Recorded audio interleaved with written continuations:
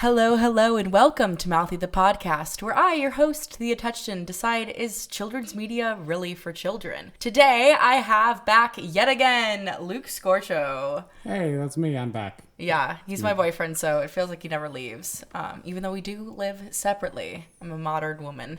Anyway, today we're going to talk about Over the Garden Wall, and this should be a really interesting podcast because I only have watched Over the Garden Wall once, and most of the other stuff that we've been talking about, I've done multiple rewatches, but I kind of like to get kind of like a first grab opinion, right? I think that's very helpful for filmmakers too, to be like, this is what I remember the first time I saw it. These are the things that I like took down and thought noteworthy during the show. And Luke, you know it really well, right? Yeah, I've seen it, I think, at least 3 times. I've definitely seen it more than once. Maybe 4 or 5 times. I've seen it a lot of times. Yeah, it's definitely got an Adventure Time feel. Way more so than I feel like they always say, like, oh, Steven Universe is the, like, come out cartoon after Adventure Time. But I honestly feel like this matches, it's totally a different world for absolutely sure, but it matches the energy level. Well, I think Steven Universe kind of took on the anime part of Adventure Time, right? Like it did a bunch of that and kind of like this. I feel like the anime of this, though, sort of reminds me of Adventure Time. Like, not obviously to a T, it's obviously darker, but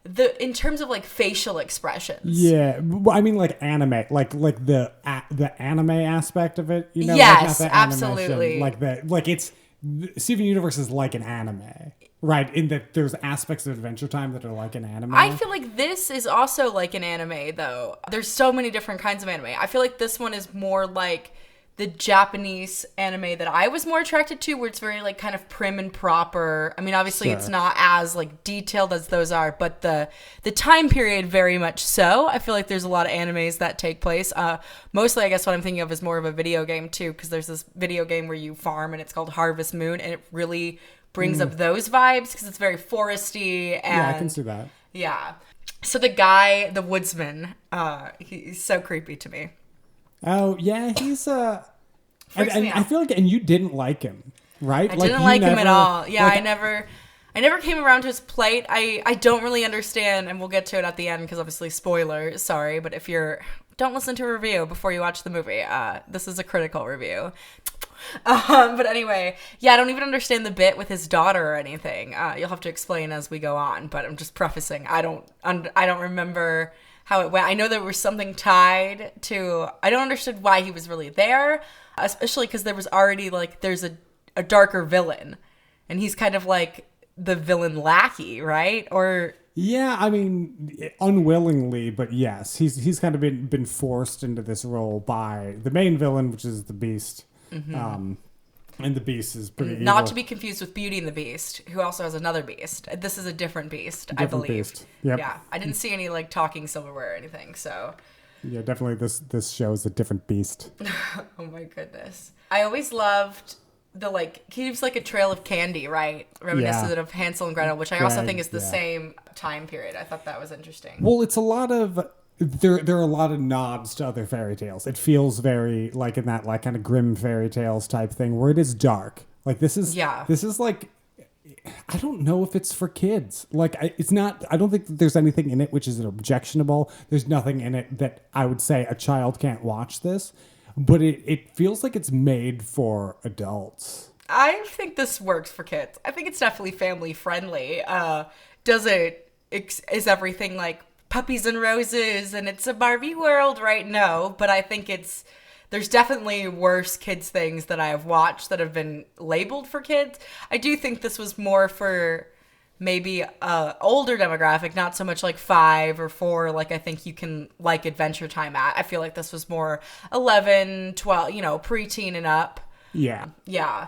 I also, the thing that haunts me is there's that like wolf, right? And then he like gets everything knocked out of him and then he just turns out to be a small dog. I feel like that's been done before in a bunch of stuff. I love stuff like that. I think that's like so cool. Well, I guess that's our first like foray into like the Beast is manipulating people, right? Like the Beast has manipulated the woodsman. It's like made this dog evil, right? There's like things in the forest where there's like good things that have been made evil. Yeah, it kind of reminds me of, this is like another comparison. Sorry, this has been all comparisons, but than Soul's Pixar, where everybody's like a lost soul. That like kind of feels like at least this wolf struggle, eventually the woodsman struggle, which we'll touch on, but there's like this kind of like masking, like people get hidden into their own beast and thus lose who they really are. They like become this monster.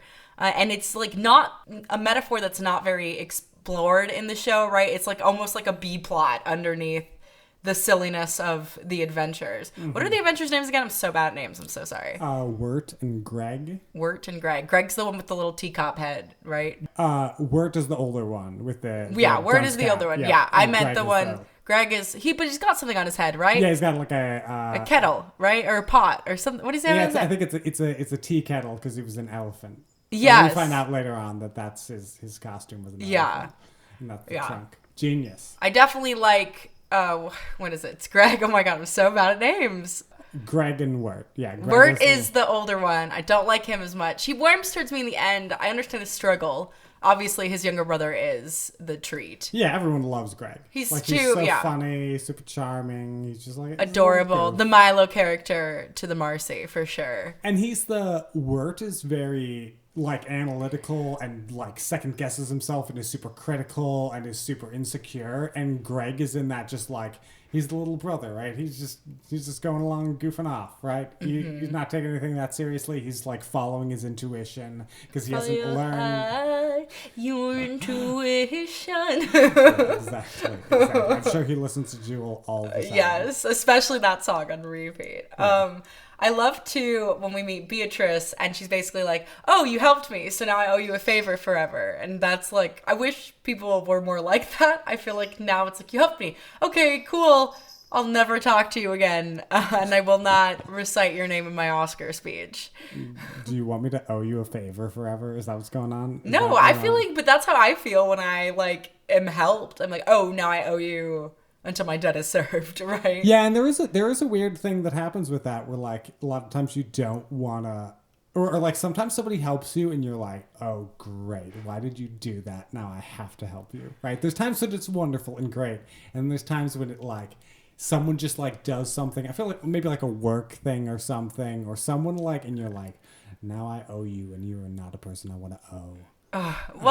I don't ever care about that. I think fair is fair, and you can pay back people in different ways. Get creative. It doesn't have to be the way that you're regretting, right? That's true. So then we get to, it's Pottsville, I think, and there's a very creepy turkey, and there's the pumpkins dancing all around the vegetables. I honestly wish this was a real harvest where we could all put on pumpkin heads and go dance around. Probably it's so weird. I mean, why not? I don't know why we aren't. I don't know why this is not happening every October. Yeah, and it's creepy, but it's like, I feel like it's like underplayed how creepy it is. It's cool, right? Though, too. Like, it's weirdly cool at the same time. It almost feels like the filmmakers didn't think it was creepy at all. And everyone watching, you're like, this is super creepy. And they're like, no, it's just like, I do this every October. They're like, what are you talking about? I was just, I'm just showing you my family's celebration. This is how we celebrate harvest. You guys don't do this? I'm from Iowa.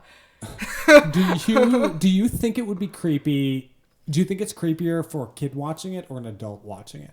I don't know if a kid sees the same thing. I mean, the pumpkins are pretty creepy, but I don't know how desensitized kids are to jack-o'-lanterns. I am definitely a very much person that like zones in on things, and then I'm like, oh, like I don't even want to hang. I'm just moved into this new place, which we're now recording from. Hi. But I don't even want to put like faces by my bed because I'm scared that I'm going to look up in the middle of the night and see faces and be like, like, so I don't know. I have a weird face thing. I honestly like I've avoided face. Like I don't make a lot of eye contact and stuff. Like I get she makes me wear a mask most of the time. No! Oh my God. Sometimes it's like a bag over the head or whatever. She just doesn't want to see my face. No. Anyway, enough about my face phobia. But yes, they're not even allowed to leave this festival, which I think that's when it gets creepy. At first, it's like definitely like unsettling, and I think the pumpkin people are scary. They're like cool. They're not like scary as in like a Saw movie and somebody's nipples being ripped off and there's blood, right? They're scary in that like I don't know, it's cuter than a gremlin though. The pumpkin thing. It's hard. I think it's a new brand of creepy. It just like makes you, the whole time you're there, you're like, or that they are there, You're there on the journey with the characters. The whole time you're like, when is the other shoe gonna drop? You're like, I know there's something going on here, and it's super weird and creepy and messed up, and you're just like, that whole episode, you're like, when is it gonna be revealed? What is going on? What is the terrible thing? And it's mainly that they just don't want you to ruin their crops. I almost feel like they may be a Native American metaphor, but in a weird fucking way, in a racist probably way, because they are just like dancing and celebrating their harvest, and then these two white boys come in and mess everything up. How many times as a kid did you learn the story of, that they taught them how to grow corn with a fish in the thing? Yes, I learned about that at least we 5 times. All learn about that. It's like hammered. There are those things that are hammered into your head that the best way to grow corn is with a fish. But who knows how the Electoral College works, right? But I know if I'm ever in the new world, I can grow corn better by putting a fish in with it. That was like the one thing we were told for years. And then it wasn't until like we were 12, they were like, also though, Christopher Columbus spread diseases and it killed a bunch of people. And you're like, wait, wasn't that, we're supposed to be happy, right? We can grow corn with a fish and we celebrated. And they're like, no, we lied for years about it. It's like, why don't you just tell the truth? It's like, it's good to go corn with a fish, and it's, you know what, probably bad to claim land as your own when it's not, and kill a bunch of people and spread germs unknowingly. Exactly. Anyway, so the boys end up getting convicted for disturbing the peace. Now the narrative has switched, and they are now the minority because they are convicted for something that is stupid. Because I don't even remember. I don't think they do anything. I don't think so either. I think the pumpkins just get upset that they have interrupted, essentially. I think they just get, I don't remember super. This is my first time watching it. I was a virgin. And then it was my first time. And then they like dig a grave and it had like a skeleton. Like there is so many like underplayed creepy moments in this episode. Yeah. And then you kind of find out that they're all skeletons wearing pumpkins, which is also disturbing. Hey, to each their own. Yeah. When I die, if you're going to keep my skeleton, I prefer that you make me into a tree. Please dress it in pumpkin. I don't want to just see my bare ass naked skull wandering around in the dirt. It needs to be in a pumpkin at all times. Honestly, that'd be pretty, like, can you imagine you go to a funeral and like in the casket somebody's put pumpkins on the covering the people? I kind of would like it. I would rather not see the like horrified makeup face, although it used to be my dream to do dead people's makeup. But then I was like, I'm gonna get freaked out by the spell. I'm gonna like, what if I have to go do makeup in the middle of the night, right, to get everything ready? And I was like, I do not think that I could be alone at night with a dead body. I feel like I am now I believe in the spiritual world after going to New Orleans. So I can't, like, I don't think I'm afraid that I would see spirits. I'm afraid that like I would cross over to that side, and I'm like, I'm not ready for it. I would like to live in a world where like, I don't have any ghosts. Yeah. I am the Ghostbuster. And so then it's Greg, right? I'm so bad at names. Greg is the little one. Greg, okay, I was right at the Greg. I guess I block out that name due to reasons. But oh my God, dude. He has a frog with him all the time, right? Yeah. Does the frog ever have a name? No, he keeps changing the name. Okay. That's like the thing is he's trying to find a good name for the frog, and then he like names Do they ever settle on the frog name? I'll have to see in my notes if I write it down. I don't remember if they do. I think like they call him Kitty for a while, I think. I don't think he ever totally settles on a name. Yeah. Well, Greg anyway loves this frog, but thinks that his brother Wurt is a pushover, right? Yes. Yeah. Do you think Wurt is a pushover? He is a pushover, yes. I guess. I kind of feel like he's standard, so like he's accommodating, I feel like. Like he wants to do what is right, and he's got a very smart brain, so he just does, like, it's like, oh, you're getting new information. Oh, I need to do this? Okay, I will do this. And I don't think it's meant to be pushovery. I don't really know what he fears besides, like, I guess regular old teenager insecurities of like, am I going to be liked? Yeah. And I think that's like his big thing is he's trying to fit in, Mm-hmm. He's like a weirdo who's trying to fit in. Yeah. And he's got some kind of stuff. Like, I think he is sad because you kind of find out towards the end. It took me a long time to figure out they were brothers when I was first watching, and that, or that, not even that they were brothers, they're stepbrothers. He is not, and that's a very interesting dynamic. That is not a dynamic you always see, and they act so much like real brothers, and it might just be because Greg is so, like, magnanimous and charismatic that you instantly, like, want to protect him, you know? I guess maybe I'm just the only one feeling mother instinct, but and Wurt is, like, I think definitely feels how I felt. He's around the age that I was when I got my step-parent, and that kind of, like, I don't know, like, stilted, and, like, you're holding your breath, and you know, your life is gonna maybe change more. Because I think, too, when you have a step-parent, you then know that your original parent has somewhat of commitment issues, right? At some point had a failed relationship that didn't work out, and is like, is this going to happen? And I'm going to go through all of these, like, brotherly ties and all this family things only to have it ripped away, and then I have to hate this person that I've grown to love. So, yeah. One of the things the show does a great job of is it has, like, you find out later on in the show that they're stepbrothers, and then it's just like, oh, that makes sense, right? It's like we had all the clues there the whole time, and now it's just been revealed, the thing that is like, well, obviously that makes sense. And it's not like there are twists in it, but there are twists that you could guess. The twists that when they're revealed, you're like, oh yeah, of course that would be the thing. Yeah. Definitely, I don't know if it's obvious enough to be like, oh yeah, they're stepbrothers, right? But it's like, if you go back, you're like, oh yeah, I do have information for this. Like, you're like, oh, a bunch of those. I loved the teacher song. It's like the alphabet one. Oh, I love that one so much. Milo, you are not allowed to podcast.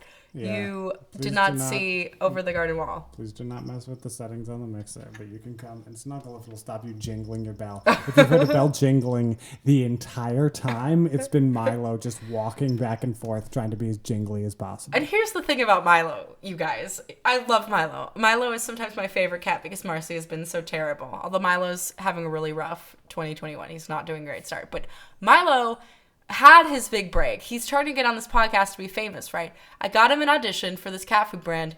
Couldn't hack it. He did terrible. He did not want to participate in that audition. Yeah, and I worked really hard for him to do this. I was like, oh, don't you want to be a cat actor? You would love it. And he isn't doing good. And now I just, like, cursed him too. Maybe he'll do better, but I am disappointed because I don't feel like he is fulfilling his dreams with the best integrity. It's just a call for him to step it up. Yeah. You know, we know you could do better, Milo, so step it up, do better, please. It's also a loose promotion because Luke and I are working on a cartoon called Marcy and Milo, which is about my two cats, and us indirectly. Versions of us, for sure. So definitely took a lot of inspiration from Over the Wall for that. So just plugging this now. Just get ready for it. Be on the lookout for crowdfunding. Or if you are an animator, we could really use your help. We're kind of thinking, I would love for them to be drawn in the style of this too. I would be happy with this. I want something closer to this than maybe Adventure Time because I like the darkness of the world. Anyway, and then also, speaking of other good songs, Potatoes and Molasses. That's your favorite song. Amazing song. You love that song. It was overhyped for me. Somebody the whole time was very excited about Potatoes and Molasses. It's a great song. It's very catchy. It's heartwarming. It has a good message about experimenting with food, I guess. Have you had Potatoes and Molasses? Is it any good? Never. You think? I think it might be good. It would probably be okay. I don't even know where to get molasses, though. I don't even know what's going on with Milo right now. He tucked himself under the desk of the... I have this, like, 2-tiered desk now that I record on for better sound, and he has tucked himself underneath where the computer is. Sorry, we should just do a podcast about Milo. This is all the children's content you need. Have you ever had molasses? I don't know. I feel like maybe. I don't know. Well, I don't even know. I don't think I have. I feel like I might have indirectly and not known, but...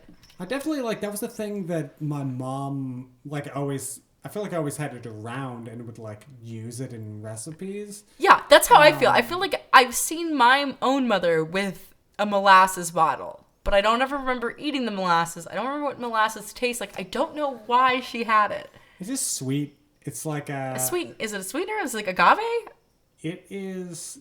Yeah, I mean, it's like very thick, obviously, because people always talk about it being thick and she thick molasses and viscous. It's very viscous, which means it's very it's a liquid and it moves very slowly. Yeah, I know that. I knew it was slow, kind of like syrup.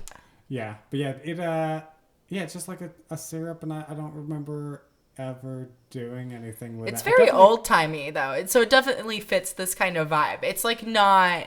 It makes me think of actually like the energy of the show. Like molasses in the show is a brand somehow, right? It does work. It is a connected puzzle piece. Yes. And when you watch the show, you'll love the song. The song's amazing, and anybody who doesn't think so is wrong. Oh my god. It's not that I don't think it's amazing. It just was overhyped. I was expecting, I don't know, some Glee-worthy nonsense.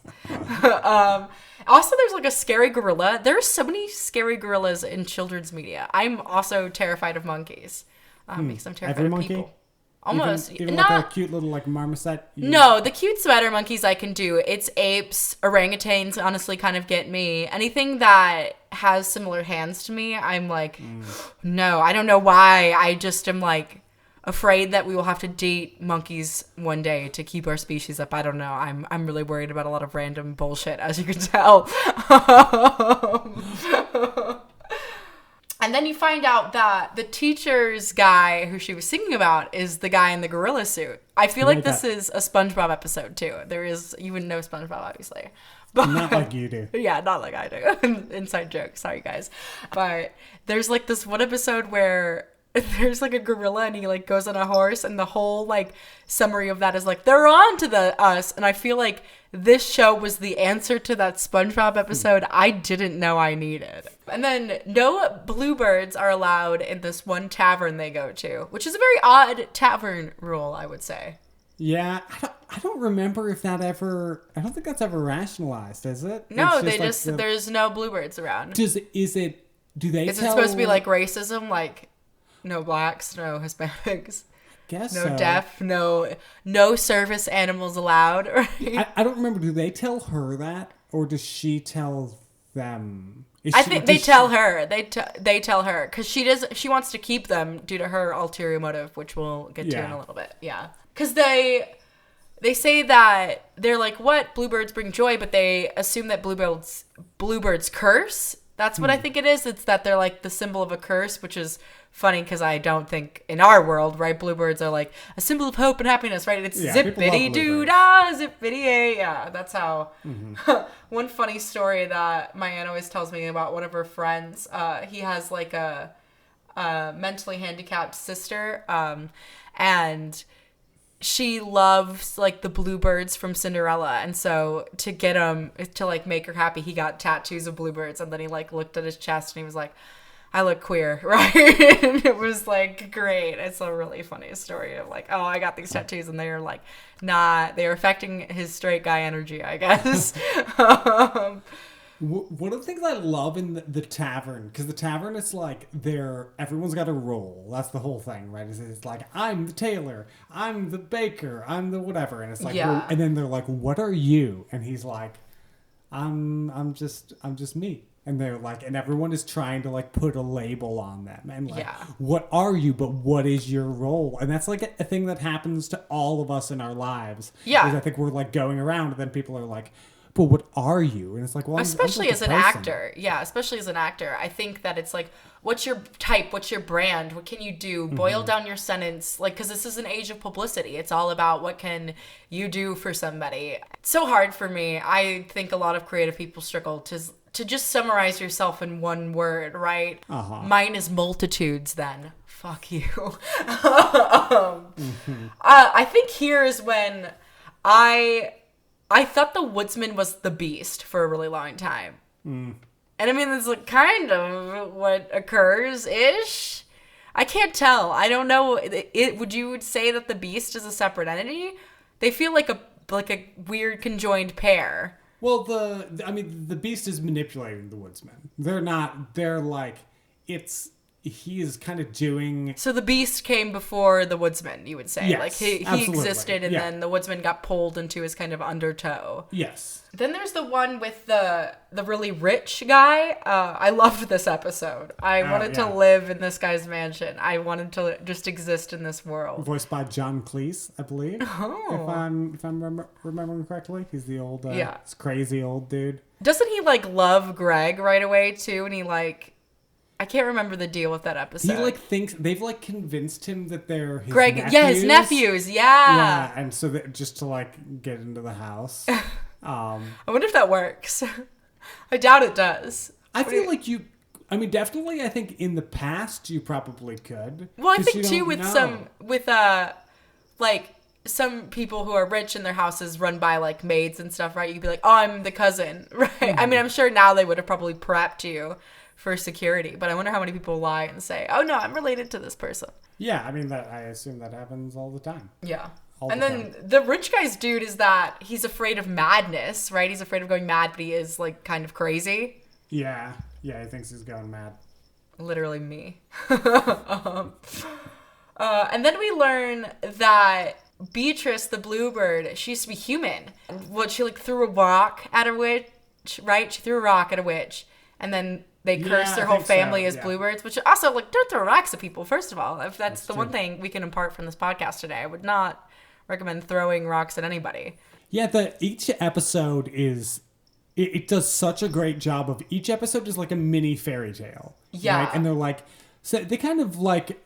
They remind you of other fairy tales, but they're original stories. Mm-hmm. And so you're just like kind of going through and you're learning... Bit by bit by bit, you're learning the overall story of what's going on, but it's through this just like, oh, here's one where they're with this guy at a house. Oh, here's one with this creepy cabin in the woods, you know. Yeah, I also loved that there was, like, two people at the mansion, right? Both who thought they were so rich, and they just, like, never ran into each other because there was, like, so many... Well, because they've got two different houses, and they built them so big that they became one house, that they just, like, met in the middle, and now they don't know whose house is whose. I loved that. It was in a weird way, like, a fantastical twist on that Edgar Allan Poe, right? He wrote this thing about, like, that guy being buried underneath a wall, right behind a wall. Do you remember what that story was? I can't remember. Heart? Is that what you're talking about? I think so. I just remember reading it in English, and for whatever reason, when she came, because she like looks like a ghost, kind of the lady of the other house, and so that's what I thought it was going to be, like a spin on that, and it like I feel like is in a weird way because there's a lot of like similarities, but yeah, they were both like business competitors too, which was funny. Oh yeah, because they were both, like tea, right? Yeah, they both got a tea thing. Oh, I wish I belonged to a rich family that had a tea empire. That's amazing. Yeah. Hire me to be your tea empire spokesperson. Marry me into the family with my boyfriend on the podcast. Hey, you know, it's all right if it's for tea. Then that's okay with me. Like if I can use her money, her dowry. The frog doesn't have clothes on until it like is on that weird frog ship, right? The frog's naked for most of it. The frog's naked, yeah. I always think about that because then there's like those frog people, and I was like, wow, so this frog's just been like chilling, and we can't accept titties on Instagram, but we can have a frog, a naked frog in front of children on a children's TV show. Yeah, appalling. I can't believe it. The double standard.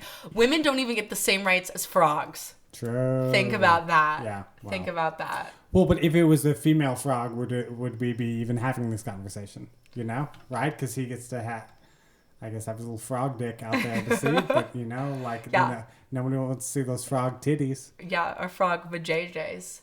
Yeah.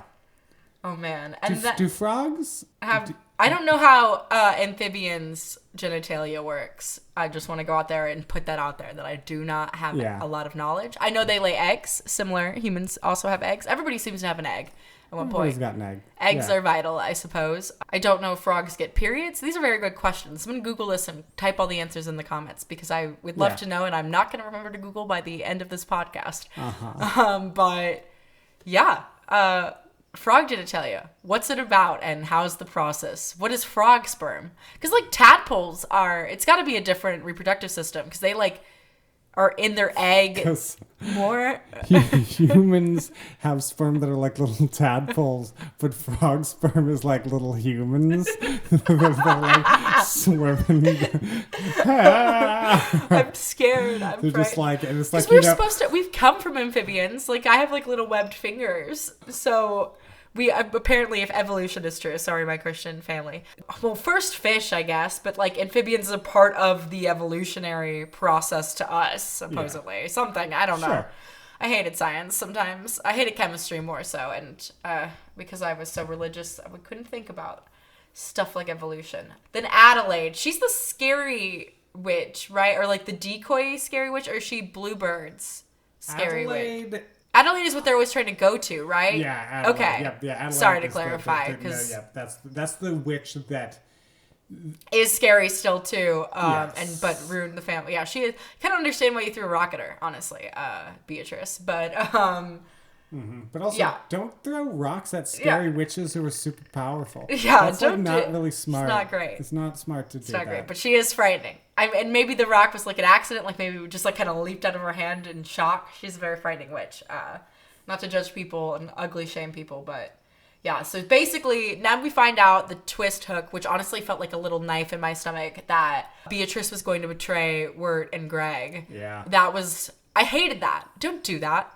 I wanted her to just be good and like light, but yeah, bluebirds really are cursed, I guess. Don't trust a motherfucking bluebird. She like tries to back out of it though, doesn't she? I'm pretty sure she tries to get out at the end. She's like taking them the whole way, but then she's like, "Oh, maybe we shouldn't go there. Maybe we shouldn't do it." And they're like, "What are you talking about? We went all this way. Why would we not go?" Yeah, it's definitely too late and she can't think of another excuse. I also think though she still has the ulterior motive and is selfish, and I know her family's on the line, so I get it, but yeah. And then I think they like end up having to escape from her, and they blow out her candle, and that's when like Adelaide melts, right? She like physically melts like most witches. Oh, I honestly don't remember You at don't? all. I think she melts. It's scary. I keep talking about how I've seen this so many times, and then when we bring up any specifics of what happened, I'm like, I have no idea. It's really a show you can get lost in, though, for sure. That's why I have even a hard time. Like, I remember it being good, but I don't remember all the details. Kind of like Edith Finch, right? It was like, I remember certain parts of it, but I couldn't tell you every blow by blow because you get so lost in the world. It's also very quick because the episodes are only 10 minutes. Yeah. And so you're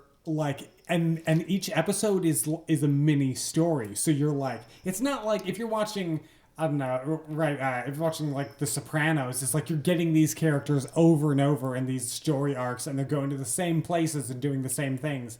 And this is like, you get little bits of these characters, and they're in each episode doing a totally different thing with a different cast of characters around them. Yeah. So it's hard to like remember all the specifics of what happened because so much happens. Well, and the animation is so good. Like I definitely, this happens when you're like watching for the first time and taking notes. Is like sometimes I get lost in the story and I'm like, oh crap, I'm reviewing this. I need to like write down reminders so that I know when to talk about it, because I'm gonna hope to be one more organized where I could just like instantly watch a movie and then instantly podcast, but like life doesn't work that way. I wear many hats. But yeah, so then we find that the beast is looking for the children, and I never really understand what he wants for the children, just more people in his poll.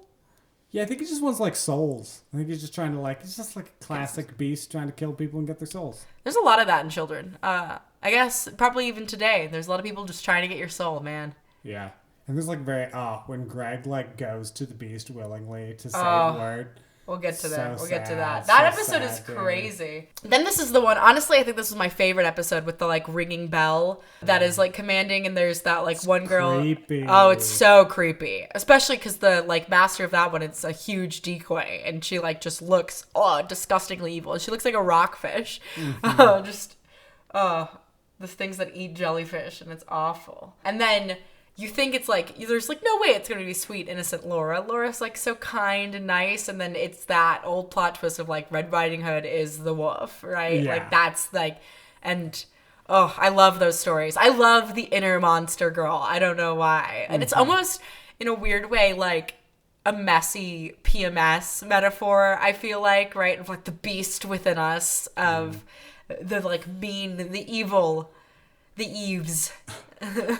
And it's such a good twist because the whole time you're like, 100% convinced you know what's going on. You're right. Obviously, this lady is evil and is manipulating this little girl. And then you get to the end and you're like, oh no. Oh crap. Yeah, I mean, she's scary as the devourer. It is. Yeah. I only have like a flash of the haunting image, and then I think my mind just blacked out because it's like, nope, too scary. I am not. Yeah. Somewhere one day I'm going to be doing a yoga class and I'm going to see the image of the devourer again, and I'm like throw up or have like a panic attack. It's somewhere trapped, stored in my body for sure. That's definitely a moment that I'm like, a kid would be scared. Yeah, and not that kids can't be scared. Kids, yeah, you should maybe be scared sometimes. But like, but also that makes a parent's job hard because then you've got to stay extra with your kid. And I mean, this is why I do the podcast though, is like so that you can go in preparing, right? To be like, oh, and especially if you're feeling like, oh, I'm not bonding with a kid. Great way to bond is through scaring them.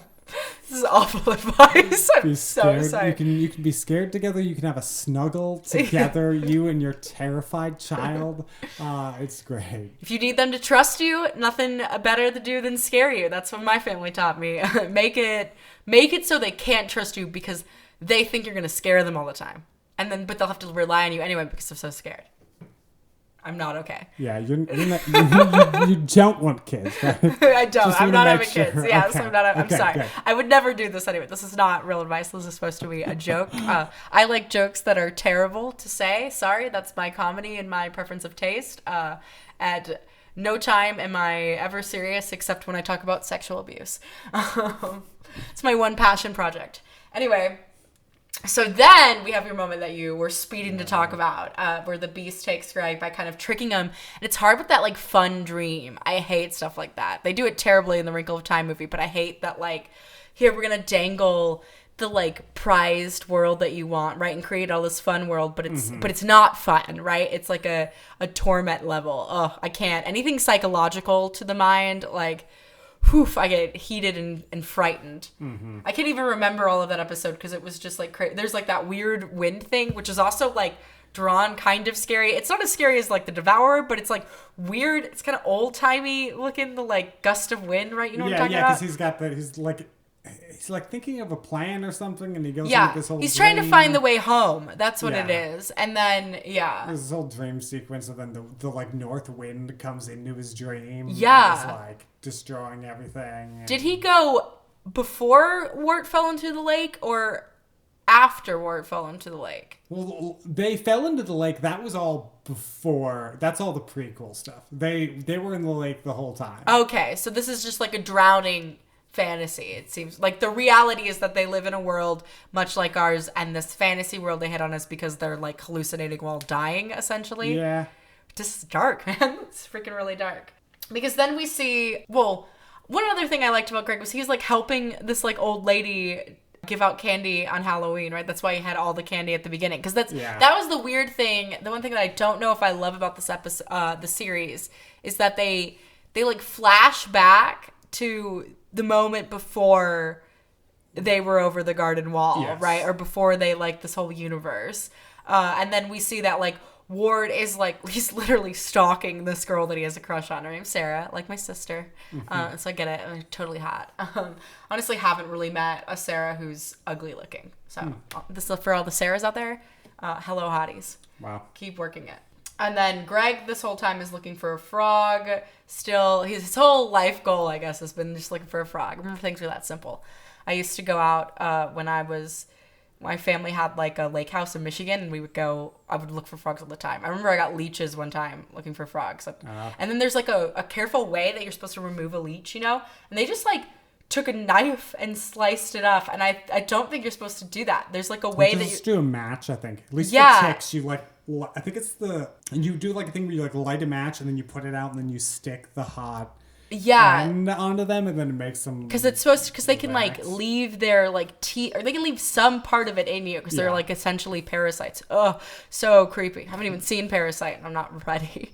The word parasite, I don't even know what it's about, but just the word parasite freaks me out because I'm scared of I watched when I was young. I got really traumatized. I was not mentally ready. I was on the Discovery Channel because I was a huge nerd. And there was that woman who like had worms, and she was like throwing up worms and like pooping out. Oh, nope, I can't. This is nothing to go with Over the Garden Wall, but very freaky as well. Just needed a place to talk about it. And then I love the cop joke. I wish your dad was like this, Luke. I wish most cops were like this. Sorry, Luke's dad. He's never going to listen to this podcast. But when he's like, hey, what are you kids doing? And then he's like, oh, just kidding. Trick or treat, happy Halloween. Yeah. Right? Like, if only the police force would be like this. Then I would be like, fund the police. But until now. Uh-huh. And then poor Wurt makes this tape for his hope-to-be girlfriend, Sarah, right? And it, like, ends up being the guy that's, like, his competition. She thinks it's from him, right? Yeah, Jason Funderburker. The worst, dude. I hate when that... And I... Like, why do people say something? I guess I understand, though, because there's definitely times where, like, I've let a lie slide because I was like, it's too awkward to explain, I feel like, or, like, not, or been like, it doesn't really matter. I'm not going to correct it. But I don't know. If it was a tape, I'd be like, no, I didn't do that. But I guess maybe they wouldn't have believed him. I feel like when you're 13, people just think whatever they want to think, and there's nothing you can do to convince them. Yeah. And then we also learned that Wurt is in the marching band, of course. I wish I was in the marching band. I honestly wish I had committed to an instrument, and I think that would be fun. I would definitely have stronger calves than I currently have today.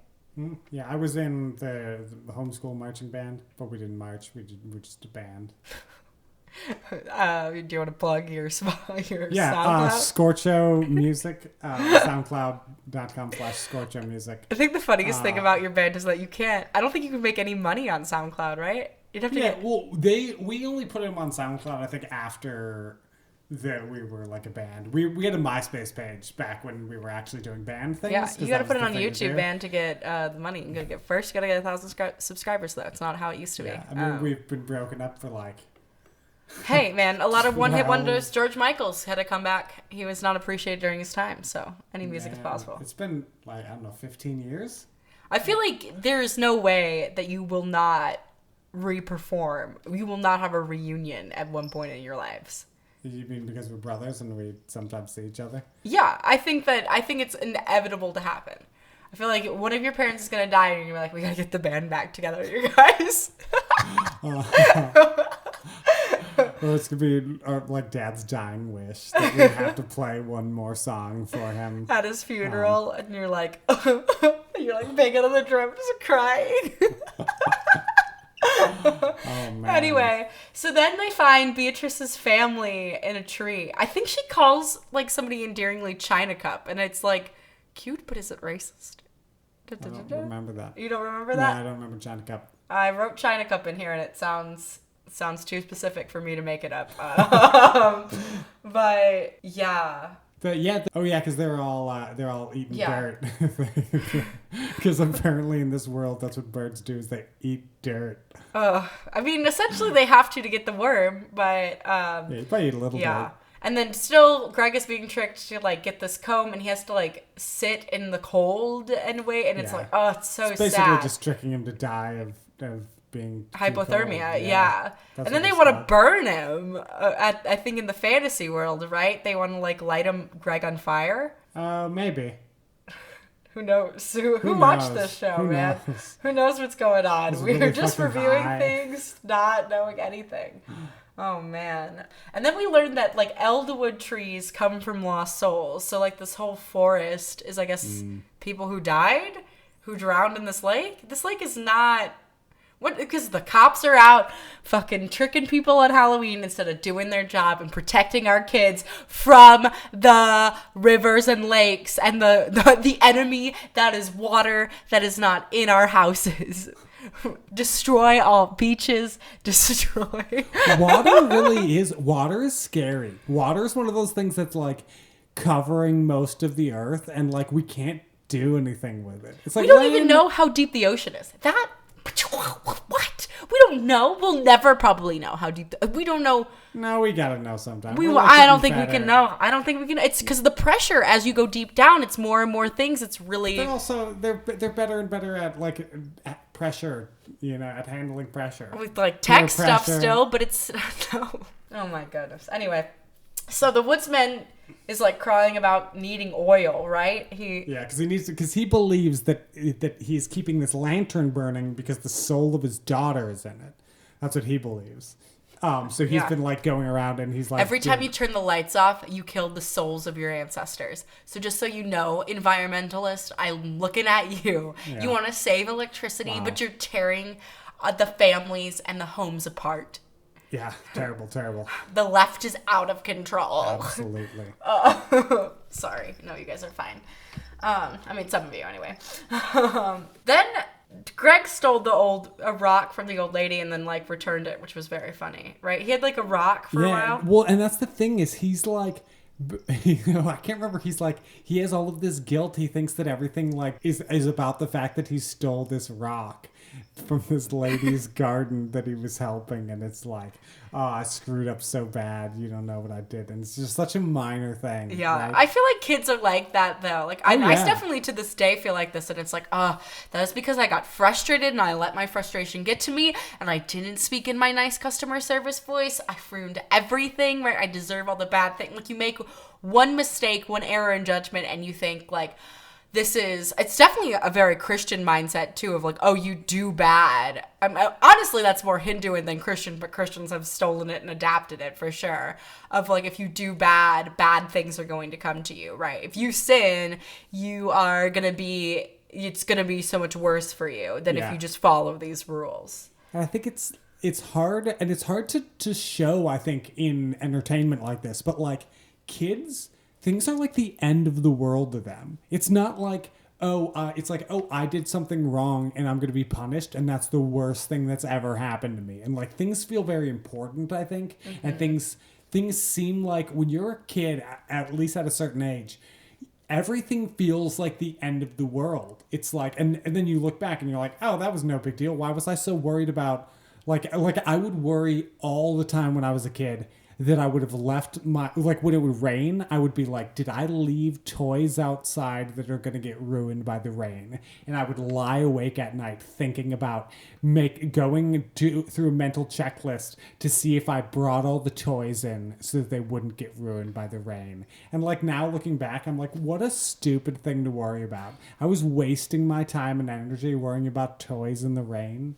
Sorry that you wasted all the time about Toys in the Rain, but it sounds like a really good like Eric Clapton song, right? Or like some country song. I really feel like you've got something there.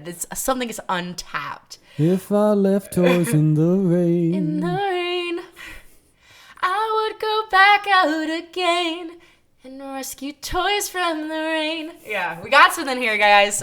Stay tuned for our album. Yeah, it's gonna be so good. But anyway, so then I think they both feel too weak to go home, right? And then is the woodsman trying to be like, oh, put your spirit in the lantern, or is that the beast urging them? I think they're like kind of working together. Yeah. They're kind of like working together. Well, because the woodsman thinks that he's like very misguided, trying to keep his daughter alive. She's so dead. She's so dead. Yeah. Which is brutal. It is hard when you kind of learn that. Because then the woodsman ends up blowing out the lantern, right? Yeah, and just walks away from it all. And then I guess, does the beast die? It seems like the beast is gone after the lantern. The beast is what is living in the lantern. Right? It was always the beast. So he was keeping it alive. Ugh. Yeah, he didn't know that he was keeping the beast alive. I forgot that because it hurts so much. Yeah. That realization. Sorry to spoil it, but honestly, you could go through and watch it, and I think it's still going to hit you. You've literally spoiled this whole show. I know. So if you... but yeah, and it's so tragic because the woodsman, like, he at least had something keeping him going of like, I'm living for my daughter. Or believing that your kid's still out there, right? That's hard to let go. It would, in some ways too, I always think of this book, I can't ever think of the disease it's on, but it's about that disease. I think it's like synesthesia or something, where you like, if you hear a sound, you'll see a color, and like certain like letters and numbers have colors. It's really cool, but like a total burden to live with, which I get. I think that's just called being creative in the capitalist society. But anyway, there's this thing called a mango-shaped space, which was a book written about that. That's what the character had, and her cat dies. And then for like ever, she feels like she can see this mango-shaped space of like her kitty was orange. So she sees him around. And I swear when my favorite cat died, I would see like the blur of him running. It was like a ghost. And I don't know if that's just grief that does that. Honestly, though, when my first husband left me, it was awful. Like, and I feel like I would almost always see him everywhere. Like, I would see people that looked like him. It was, yeah, I don't know. Maybe your brain just does that when it's, like, missing somebody so much. It, like, is like, oh, we can fail this problem. We can find people that are this, right? You're looking for this? I'm a brain. I solve things. So I totally understand that woodsman's thing, though, of this, like, you know, it's a lot easier to be alive knowing that something is continuing, right? Knowing that something doesn't have to change. And one of just blowing out the lantern. What do you need, you viewers, listeners, what do you need to blow the lantern out in your life? What do you, Yeah, we've all got a lantern. We're carrying around. And we should just blow it out. It's your beast, man. Yeah, wow. Yeah, but I thought this was really good. I mean, the hospital thing, any type of thing, like, they even say that for, like, Rugrats. You wouldn't know because you were banned from Nickelodeon, which is so sad. But the Rugrats has this, like, one theory that Angelica dreamed the whole thing up, and those things, like, get me. This, like, because there is something, I feel like that's the only reason I'm really imaginative and creative is because my daily life circumstances were so shit that it was, like, the fantasy world was so ideal. It's a theme in so many good stories, right? Like the Chronicles of Narnia, it's World War II. Mm-hmm. That's what's going on. Pan's Labyrinth, fantasy, right? Yeah. Pan's Labyrinth, it's a war situation. Oh, Pan's Labyrinth. I can't wait to review that. Oh my goodness. Man. But it's so sad. I cry. Sad. So hard too because I have a younger brother like that too. And you can't, I love my younger brother so much that I could see me doing the same stuff. But that, yeah. Hallucinations are real, man. Seek help. It was pretty cool. What was your favorite thing about it? Over the Garden Wall or hallucinations? Whatever one you want to talk about. This podcast is about Over the Garden Wall, so preferably there, but if you want to go on hallucinations, why not? Yeah. Over the Garden Wall, favorite thing. I think the like world. I don't know. I love the little stories. I love the fairy tales. It's like, because we always get so many, like, a retelling of Cinderella, a retelling of whatever, and it's always like the same thing. Oh, here's a new Hansel and Gretel movie. Here's a new whatever movie. And so to be able to get a bunch of, like, new fairy tales, it's like, and they remind you of other fairy tales, and like there's like throwbacks to things, but they're new stories, and you're just getting like a bunch of these like new stories, and also this big overall story. That's nice what the animation style reminds me of. It's fairy tale books. It's like the illustrations that would be next to it. I was like, why does this feel so familiar? But they are, and that's why they have the weird little hats. Yeah, it's like the animation. It's the same kind of book that has a big letter. Yes. Starting it off, and it's got the R is like ridiculously huge, and it's all like immaculately drawn. Shout out to the illustrators that do that, man. Yeah. If you can't donate to this podcast, draw me a Mouthy and all those cool letters. That'd be awesome. Yeah, that'd be cool. I would love that. I would just hear it all over the place. So yeah, well, thanks for coming on and talking about Over the Garden Wall with me. Yeah, of course. Is there anything else you want to say about it? Anything you want to plug or? Ooh, do I want to plug anything? Hey, follow me on TikTok. Follow me on Instagram. I'll attach the links below. Other than that, I'm just reading some books. It's quarantine, so I'm not doing a whole lot, but I'm trying to get smarter, It's been auditioning and stuff. You've been doing some stuff. Doing some stuff. Helping me out. I am a lot of work. Ain't that the truth? I am. I'm doing a lot of things, you guys, but it's going to be amazing when it all comes together, I think. But yeah, so thank you guys for listening. Let me know your thoughts about Over the Garden Wall. If you haven't seen it, go see it and then comment them all here and share with me what you think. If you also would like to support, obviously following me, following Luke, following anybody who's been on the podcast, that all supports everything. There are donation links below. Pretty much everything will go to advertising this because I would like more people to listen to it.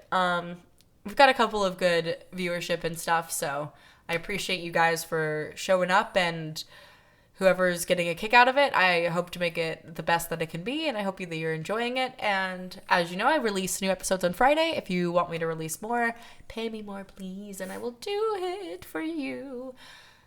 So watch Over the Garden Wall, and thanks for listening. Bye.